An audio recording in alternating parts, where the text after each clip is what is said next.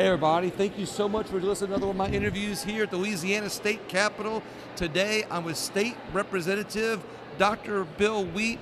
Dr. Wheat, how are you doing today? Well, Representative Wheat. I'm doing great, thank you. I don't know what we have. You have two titles. You have Doctor and State Representative. And I ask people just call me Bill. Okay. Well, you know, I'm William Wallace, and some people try to call me Bill, some people call me William. And so I get all kinds of names like you probably get too now. Absolutely. No, it's all good, yeah. So where's your district anyway? District 73, pretty much southern portion of Ponchatoula Parish. William, we just had our successful Strawberry Festival a few weeks ago, and it was just busting loose. We had a great crowds. We had just a lot of people. People enjoyed themselves. Our nonprofit organization made a lot of money for the different groups they represent. We had a great time. Great to see people out and about again. So the Strawberry Festival not only helps the farmers, it helps some nonprofits too? So we're kind of unique in our festival in that in order to have a booth on the grounds, you must be a nonprofit organization, not a not-for-profit organization. So all of our folks like Rotary and Kiwanis, the church groups, all have the opportunity to use the festival to raise money for their sources that they use around town. So it's a unique thing. Yeah. I didn't know that. I thought it was strictly for profit. Nope. Now you're telling me that there's a huge nonprofit part of it. We're the biggest, the second biggest free festival in Louisiana. The Strawberry Festival has grown tremendously. And so you can come and enjoy. You don't have to pay an admission fee. You can go around and see all the sights, and we welcome you to Ponchatoula anytime. Speaking of sights, you get to see Hardhide while you're out there? Oh, Hardhide is always listening. You know that from a previous interview. Exactly. So he's on Main Street. He's in the cage. He's our resident alligator. Okay. And he has his own column in the newspaper. All right. And so if you do something around town, old Hardhide will tell on you. Okay. And so you got to be careful when you are in that area because his ears are always listening. Does he eat strawberry shortcake? I'm sure he's been fed a lot of things being on Main Street, okay? Because he hears a lot of things. Yeah. He probably got a lot of bull right there, is what he gets. That's a good one. I like that one. So we got some of your legislation we want to cover today. Let's do it. So we got House Bill 138, designates Act number 403 of the 2021 regular session as the Zach Joseph Culture Set Act. So what we did last year, we passed legislation was a bill concerning what was called the Tobacco 21 bill, and basically what that bill did, it made it illegal for the sale or use of tobacco products for anyone under 21, specifically aimed at the vaping issue that's going on in our state. What we do know is that vaping is a serious problem in youngsters that think that or have been promoted to be a safe alternative to smoking. And we now know that that's farthest from the truth. Unfortunately, we had a young man, 19 years of age, that passed away in the community from vaping. And he was a beautiful young man, just graduated from high school, had a future in front of him. He just thought, like all the other teenagers in school, that the vaping was a safe thing to do. And of course, he had a problem with vaping products, collapsed both his lungs, and ultimately passed away. And so what we're doing with this bill right here, William, is going back and renaming that act that we passed last year after this young man. His mother is Miss Jeannie Wright-Cottrell, is an advocate to let folks know that vaping is not a safe thing to do in youngsters. And so we're trying to bring awareness to that. And that's what this legislation does? Exactly right. Awareness and makes it illegal to vape under 21? That's correct. Okay, got it. House Bill 384 requires pediatric day health care facilities to provide for installation and operation of cameras at their premises. Yeah. So, again, this actually is good timing on this. This bill is going to the House floor today. It passed out of 2 committees already. And basically, last year we passed legislation that put cameras in special education classrooms throughout our schools. What this bill is kind of add on to that is our pediatric daycare facilities. There's 20 such facilities in our state of Louisiana. They care for the most fragile and vulnerable children that we have in Louisiana.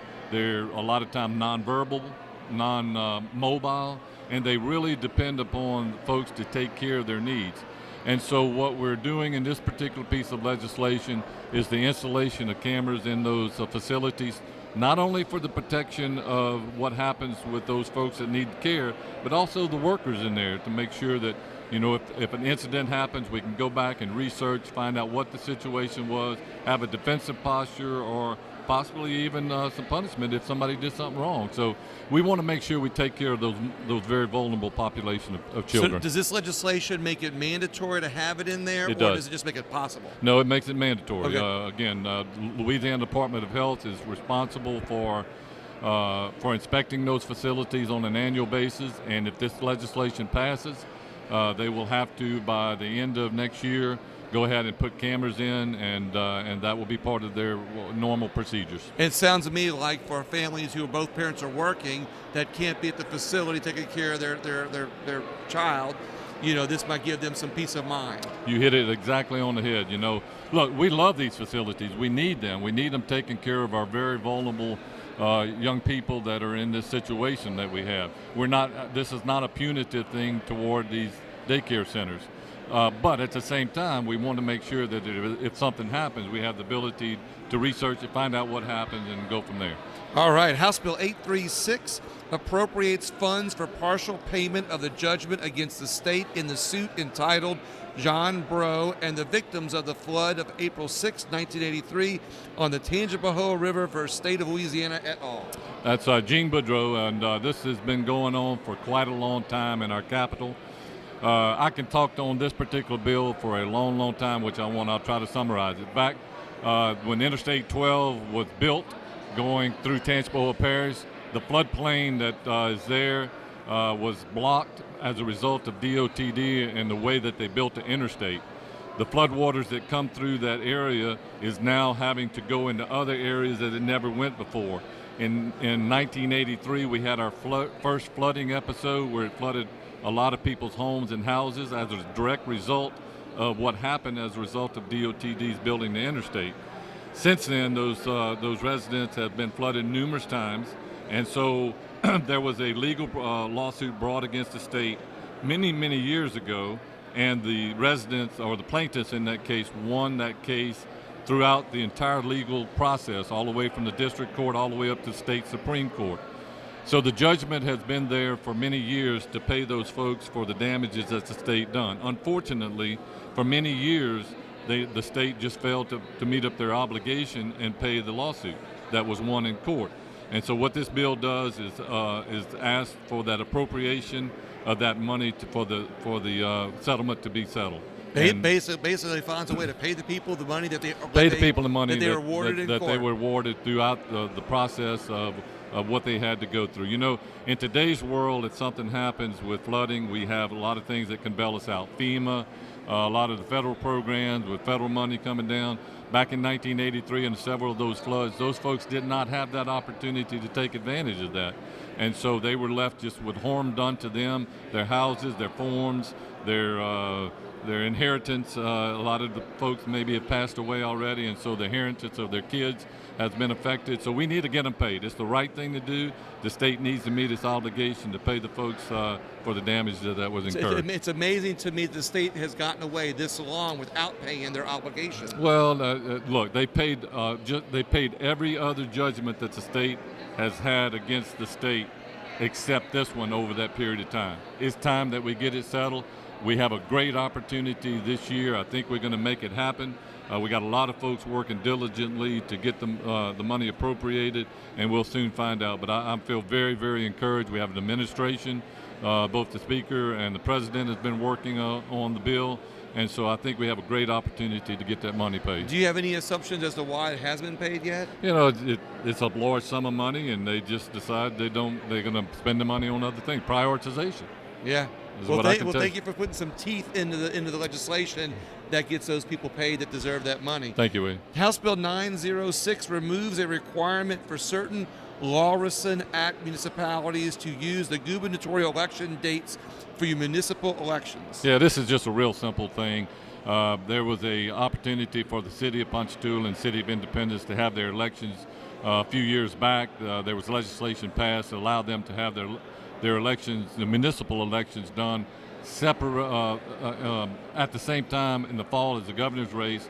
And what they actually have done, that was based on population. It's kind of a complicated bill, but it's simple in a way. We're just removing this from the roles of the law because it no longer applies population of those two cities doesn't apply anymore. So we were just simply removing it from the book. I like the idea of removing laws that we don't need anymore. There you go, Williams. Look, I think that we don't do enough of that in Baton Rouge. We're always creating new laws and new laws. We like to find ways to spend money here that maybe we need to do more of taking care of the business and getting rid of some of the things. Get rid of laws we don't need and they're just in the way. So this is what this bill is doing. Good job. Thank you very much on that. The House Bill 918 provides relative to supplemental pay. Yeah.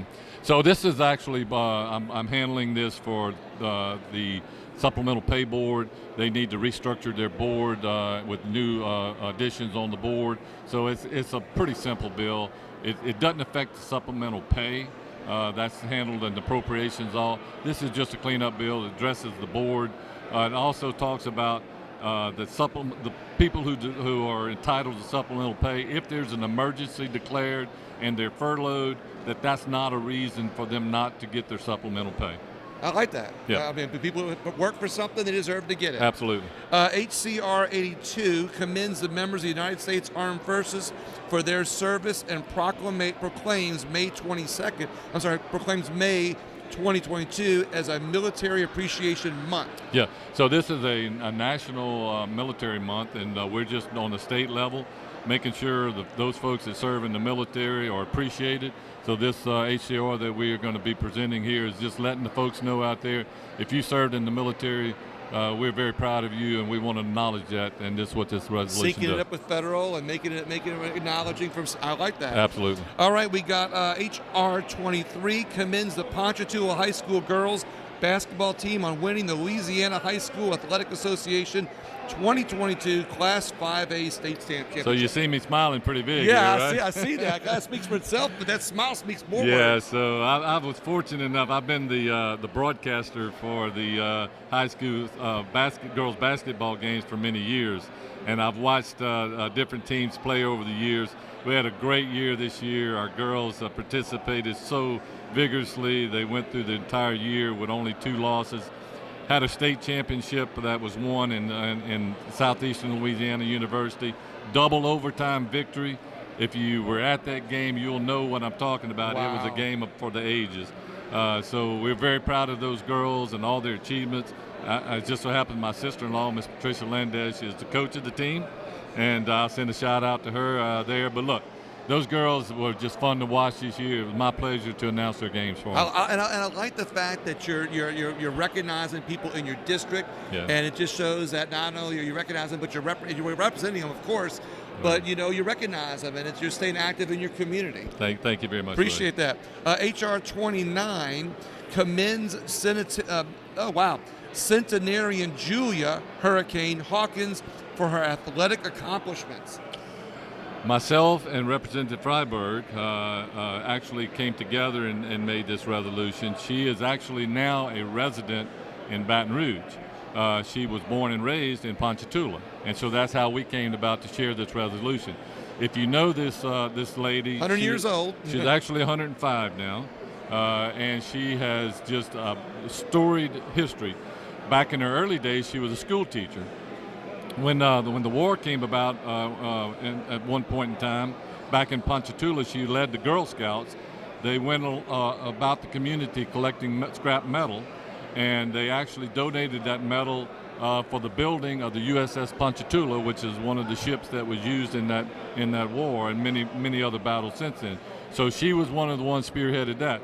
Later in life, she became known and later in her career, she became known as one of the senior competitors in a lot of races, foot races, walking and running. And at 105 years old, she broke the world record for a 100 to 105-year-old world race that she participated in. In addition to that, she's an avid gardener. She loves saving unique plants that are almost extinct, and so in her Baton Rouge residence, she's kind of known for that too, in addition to many more things. A remarkable lady. I love this. Yeah, she's a remarkable lady. Just to acknowledge people in our community that make a difference and lead by example. and like you said, giving them that Well, I mean, recognition. if we can't do that, if we can't tell the stories of the people that we represent and that we know, then shame on us, because we're just here as figureheads. We represent those folks back home. You Absolutely. know? They're the ones doing all the hard work in our community. So, yeah, this young lady is And one this of type of recognition actually gets more people involved, so I like that. Absolutely. Your last one, HR 35, Special Day Week Month, designates April 6, 2022 as Ponchatoula Strawberry Festival at the state capitol. I was here. Yeah, we had the king and queen and all the court, the parade chairman and over. They had a great day coming around the Capitol, and we presented all the legislators and a lot of the staff with strawberries. We had the Capitol smelling very nice of the aroma of fresh strawberries, and we were just showing off our farmers and what they do back home, and we couldn't be more proud of them. I saw the strawberry pallets on all the people's desks. And, you know, some had chocolate covered ones, and you know, I didn't get any though. I'll tell you that. So we got to keep you on the list. I'm just making a special note of that I didn't get any of those strawberries. Before we finish up, it's not on your list there, and it's not a bill per se, but I'm on appropriations, Wallace. And look, you know, one of the things that I'm paying attention to, we had a lot of dollars come down from the federal level.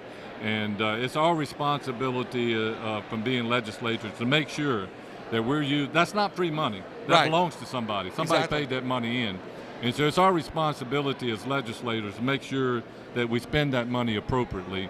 And so on the Appropriations Committee, I think that our chairman, Representative Zhang, and the committee as a whole has tried to take that approach. We've tried to look at things to make sure we're spending it wisely. We're not wasting dollars. We're not starting new programs that we can't fund 2 or 3 years from now. And so that's another important thing, even though it's not on my list of legislation. I'm glad you brought that up, because I was going to ask if you had anything else, and you read my mind. I like that. So there you go. So you just want to put it on record that you guys are watching people's money like a hawk. Absolutely. I love hearing that, because that's one of the biggest things we all, everybody wants to talk about is how much money is wasted. But I love hearing that you've acknowledged that people like yourself and others are working hard. We got a good group of folks that's working hard in that area. Look, we got a lot of money to spend. A lot of money we got a lot of catch up to do. Our infrastructure in Louisiana is in bad shape. We've got a lot of work to do in that area. But at the same time, we want to make sure that it's appropriately done, and we're not setting ourselves up for failure later. I appreciate that. Any other last words? I'm just happy to be here, and thank you to my constituents for allowing me this opportunity. Representative Wheat, thank you so much for being on here. I appreciate it. Bet. Veterinarian by trade, that is. Right. And everybody else, please share the video. Let some other people know the best way to get informed is to watch some of these interviews. And please share the video, share the podcast. You can find that on all my podcast apps and my platforms at William Wallace for America. Thank you very much.